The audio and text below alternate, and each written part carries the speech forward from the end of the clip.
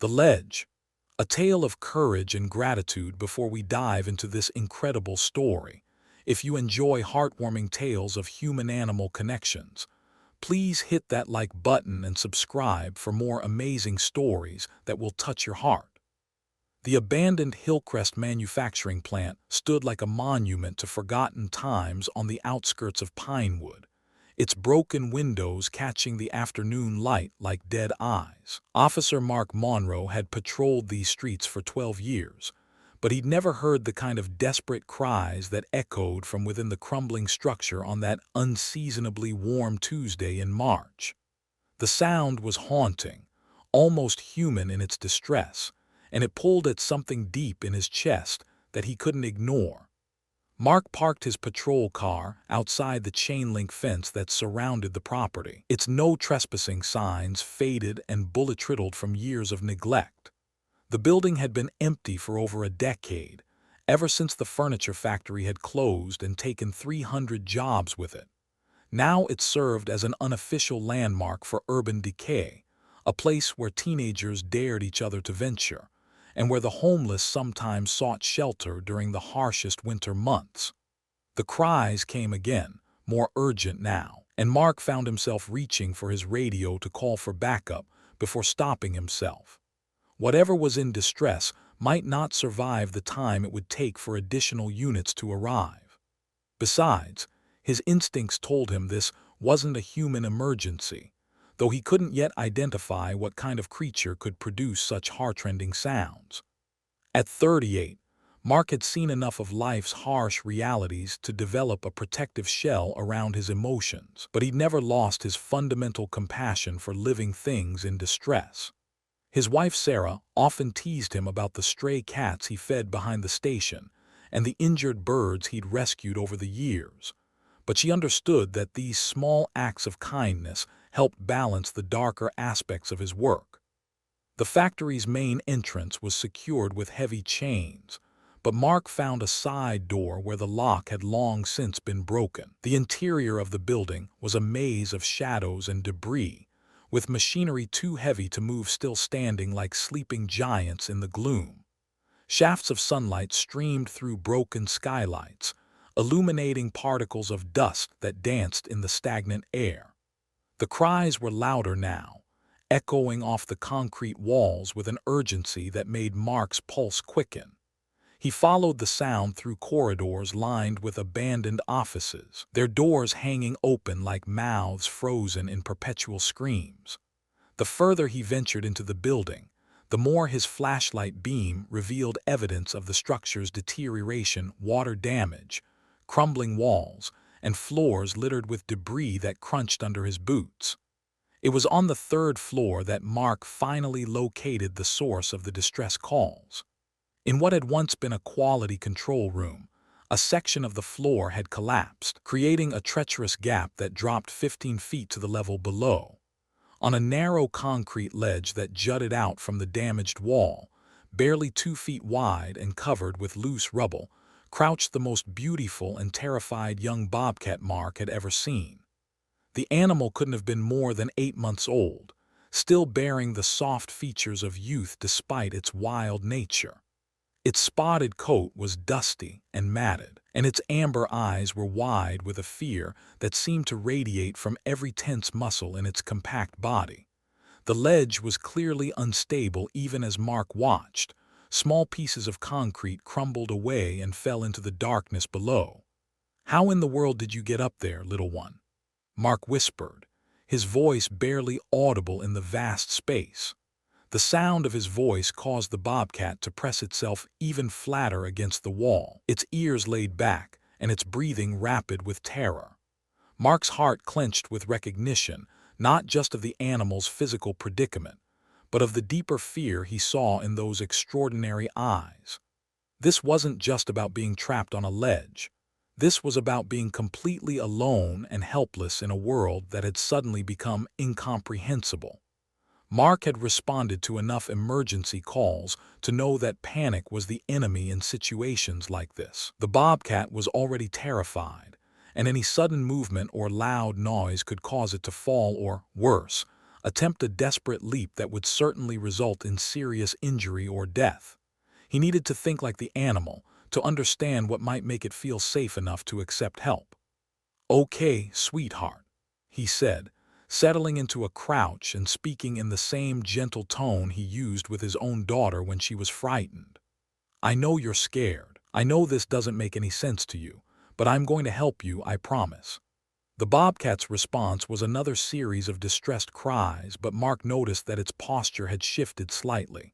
The animal was still terrified, but it seemed to be listening, trying to understand this strange human who spoke so softly in the echoing darkness.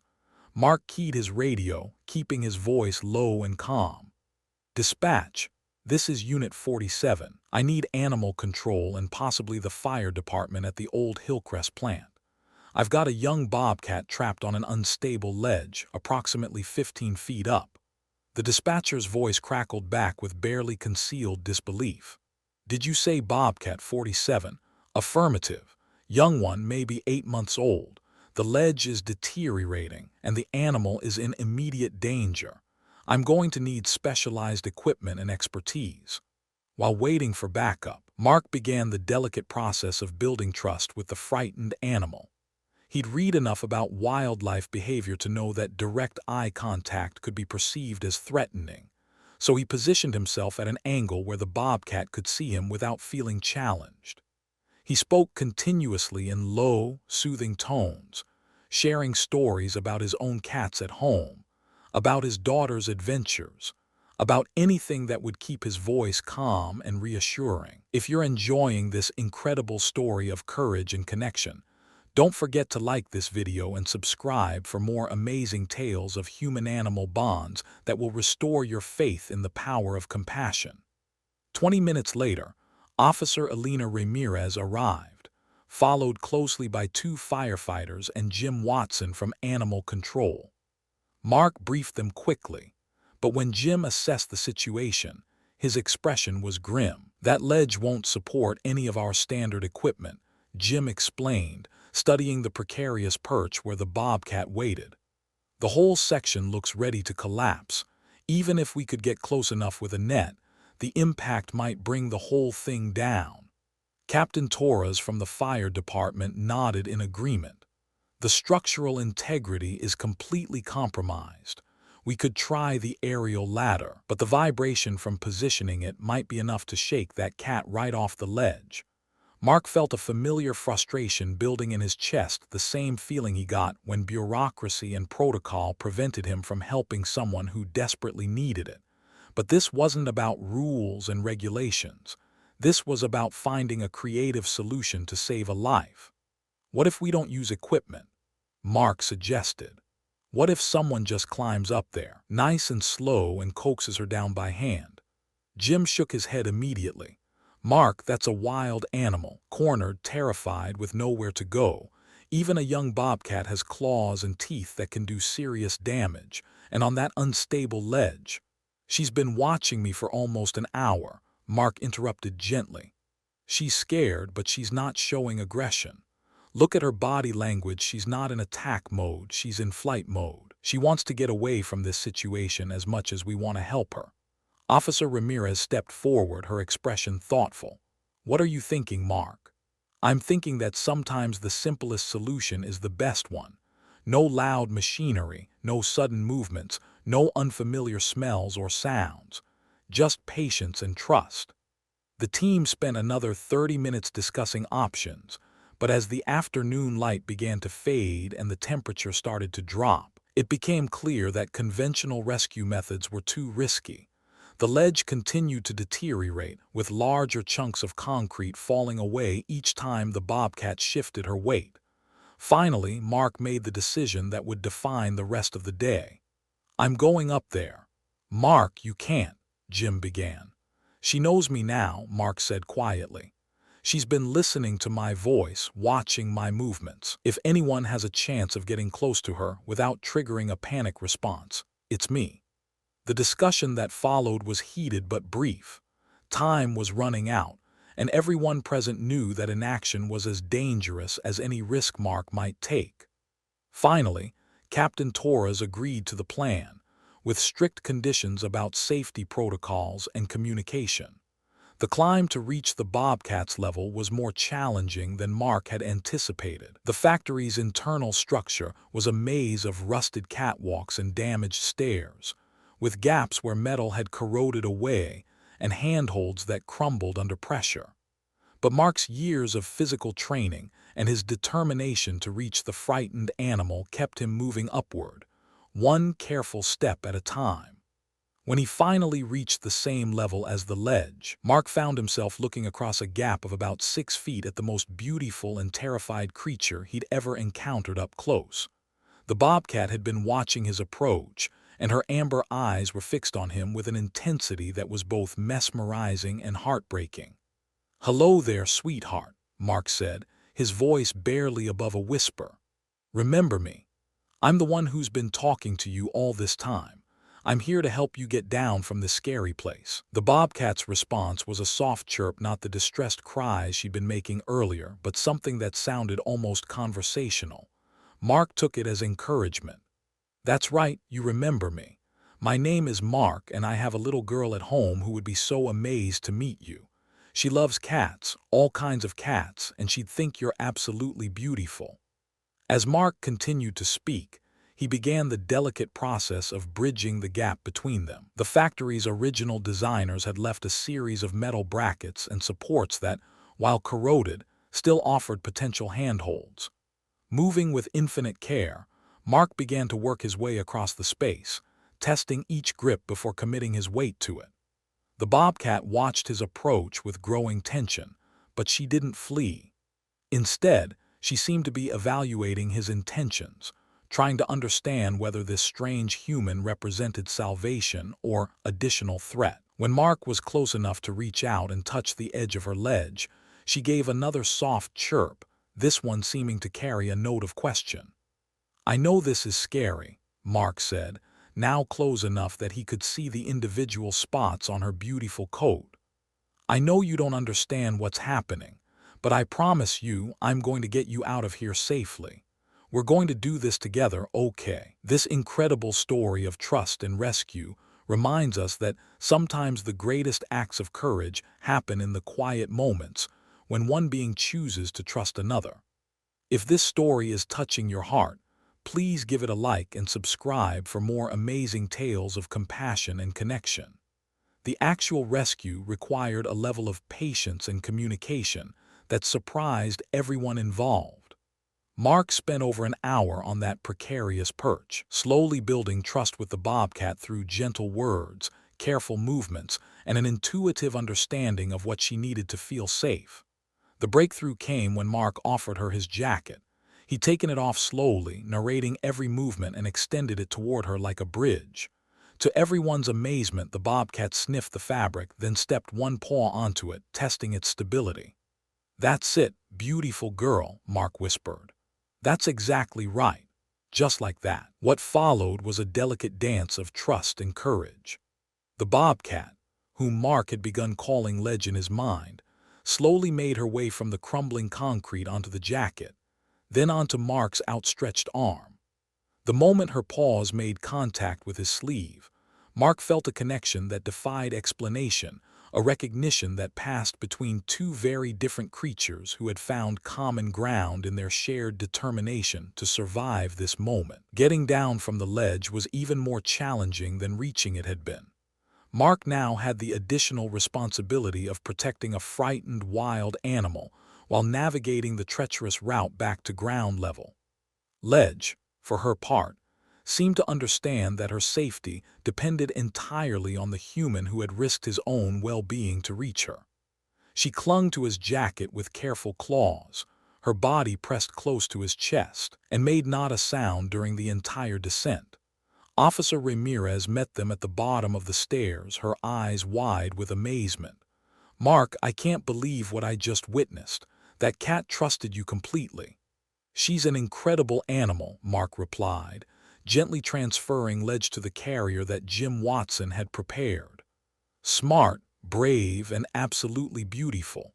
She knew I was trying to help her." The veterinary examination that followed revealed that Ledge was in remarkably good health despite her ordeal. She was dehydrated and stressed, but showed no signs of injury from her time on the ledge. Dr. Patricia Vance, the wildlife veterinarian who examined her, was impressed by the young bobcat's calm demeanor. "She's obviously been through a traumatic experience," Dr. Vance explained, "but her behavior suggests she's maintaining her wild instincts while also showing unusual tolerance for human contact. It's quite remarkable, actually." The plan was always to release Ledge back into the wild once she'd recovered from her ordeal. Bobcats were solitary creatures, well equipped to survive in the forests surrounding Pinewood, and there was no question that freedom was where she belonged. Mark understood this, even as he found himself hoping for just a few more days to spend with the remarkable animal who had touched his heart so profoundly. The release took place a week later in Millfield State Forest, about 20 miles from where Ledge had been rescued. Mark was there, along with Dr. Vance and several other wildlife officials, to witness her return to freedom. When the carrier door opened, Ledge paused for a moment, looking back at Mark with those extraordinary amber eyes, then bounded into the forest with the natural grace of her species. "She'll be fine," Dr. Vance assured Mark as they watched the bobcat disappear among the trees. "Young as she has all the instincts she needs to thrive out here." Mark nodded, understanding the logic but feeling an unexpected emptiness as Ledge vanished from sight. "I know she will, it's just. There was something special about her, like she understood things that most animals wouldn't." The months that followed returned Mark to his normal routine of patrol duties, traffic stops, and community policing. But he found himself thinking about Ledge more often than he expected, wondering how she was adapting to life in the wild, whether she remembered their time together, whether she understood that humans weren't all threats to be avoided. Sarah noticed the change in her husband, the way he would sometimes stare thoughtfully out the window toward the forest, the increased attention he paid to wildlife reports and conservation news. "You're thinking about that bobcat again, aren't you?" she would ask, and Mark would smile and nod, unable to deny the truth. It was during the earthquake that everything changed.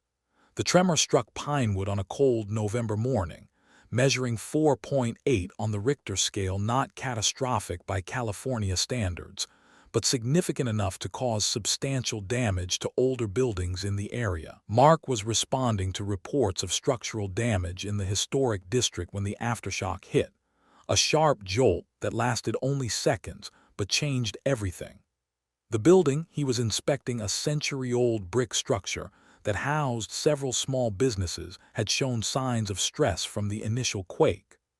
Mark was documenting potential hazards in the basement when the aftershock struck, bringing down a section of the ceiling and trapping him beneath a pile of debris. The irony wasn't lost on him as he lay in the darkness, his radio just out of reach and his leg pinned by a fallen beam. He thought about Ledge, trapped on her ledge all those months ago, waiting for rescue that must have seemed impossible. Now he understood exactly how she'd felt: the disorientation, the fear, the desperate hope that someone would come looking. Mark's disappearance was discovered quickly when he failed to respond to radio calls, but locating him within the damaged building proved challenging. The structure was unstable, making conventional search and rescue operations dangerous, and the debris that trapped him also muffled his voice, making it difficult for rescuers to pinpoint his location. It was Officer Ramirez who first noticed the bobcat. "There's a cat outside," she told Captain Torres as the search entered its third hour. "Been there since we arrived, just sitting and watching." Strange behavior for a wild animal with all this noise and activity. Captain Torres glanced toward where Ramirez was pointing and saw the distinctive spotted coat and tufted ears of a young bobcat, sitting calmly about 50 yards from the damaged building. The animal showed no fear of the rescue vehicles or the crowd of emergency personnel, but neither did it approach. Instead, it seemed to be waiting for something. "That's unusual," Torres agreed. "Bobcats are typically very shy around humans. This one seems almost purposeful." It was Jim Watson from Animal Control who made the connection. "Captain, I think that might be the same Bobcat Officer Monroe rescued last spring. The markings look similar, and the behavior. It's like she recognizes this situation." The suggestion seemed impossible, but as the rescue efforts continued, the Bobcat's behavior became increasingly difficult to ignore. She would move closer to the building, pause as if listening, then look directly at the rescue team with an intensity that seemed to communicate urgency. "She's trying to tell us something," Ramirez said, and despite the skeptical looks from some of the other responders, Captain Torres found himself paying attention to the wild animal's actions. When conventional search methods failed to locate Mark quickly enough, Torres made an unconventional decision. "Let's see where the cat leads us." Following a bobcat through an earthquake-damaged building wasn't part of any emergency response manual, but the animal seemed to know exactly where she was going. She moved through the debris with careful precision, occasionally looking back to ensure the humans were following, then continuing toward what appeared to be a specific destination.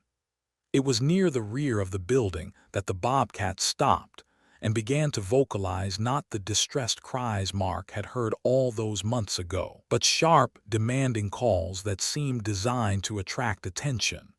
When the rescue team reached her location, they could hear something that had been masked by the noise of their equipment.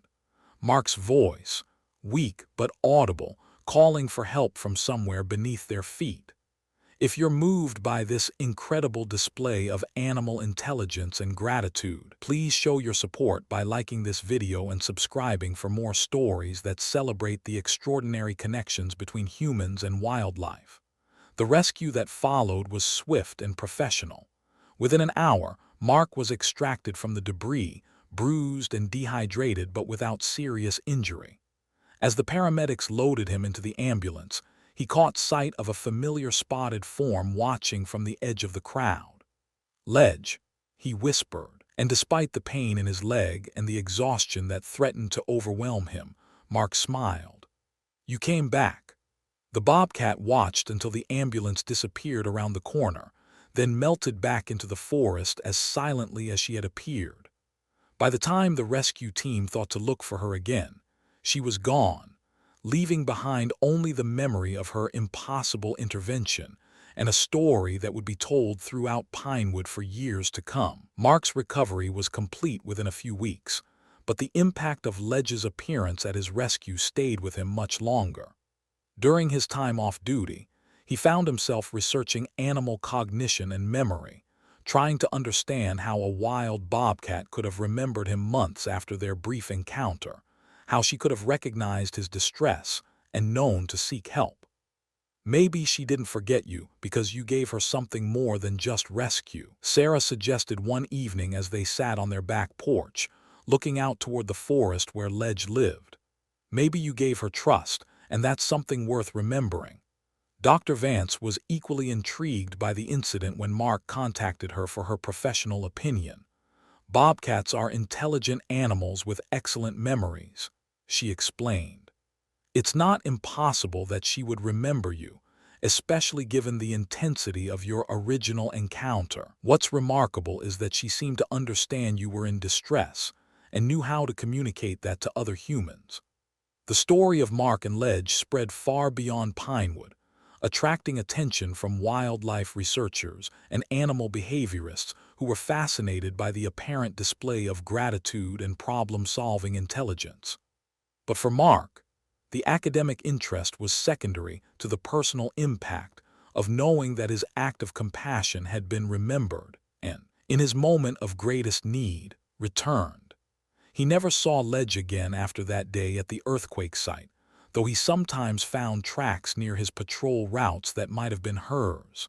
Whether she had deliberately sought him out or simply happened to be in the area when the earthquake struck, Mark would never know for certain. What mattered was that their connection, forged in a moment of mutual vulnerability and trust, had somehow transcended the barriers between species and created a bond that endured long after their paths had diverged. The experience changed Mark's approach to his work in subtle but meaningful ways. He found himself more attuned to the needs of all living things, more willing to take risks for those who couldn't help themselves, more aware of the complex intelligence that existed in the natural world around him. His colleagues noticed the change, though they couldn't always articulate what was different about their fellow officer. Mark has always been compassionate, Captain Torres observed to his wife one evening. But since that incident with the Bobcat, it's like he sees connections that the rest of us miss. He understands that helping others, human or animal, creates ripples that extend far beyond the immediate moment. Years later, when Mark would tell the story of Ledge to school groups and community organizations, he would always emphasize the unexpected nature of their bond. "I thought I was just doing my job that day," he would say. "I saw an animal in distress and I helped. I never expected gratitude, never expected to see her again, never imagined that our brief encounter would mean as much to her as it did to me." The children would always ask if he missed Ledge, if he wished she had stayed closer to town where he might see her again. Mark's answer was always the same. "The most beautiful thing about wild animals is that they belong in the wild. Ledge gave me the greatest gift she could. She showed me that kindness creates connections that last forever, even when we have to say goodbye." This incredible story of Officer Mark Monroe and Ledge reminds us that acts of compassion have consequences we can never fully predict. Sometimes a moment of courage creates bonds that transcend species, understanding that transcends language, and gratitude that transcends time itself. The people of Pinewood would tell you that Mark saved Ledge from certain death on that unstable ledge in the abandoned factory. But Mark knew better. In the mysterious mathematics of rescue and gratitude, it's impossible to say who saved whom. What mattered was that two very different creatures had found exactly what they needed in each other: trust, courage, and the profound understanding that all living beings deserve compassion and care. And every time Mark drove past the forest where Ledge lived free and wild, he remembered that the most meaningful connections in life often come from the moments when we choose to help others, not because we expect anything in return, but simply because it's the right thing to do. Sometimes, miraculously, that help comes back to us when we need it most, carried by four paws and amber eyes that never forgot a kindness freely given. If you enjoy the video, please like it and subscribe to the channel. See you in the next video.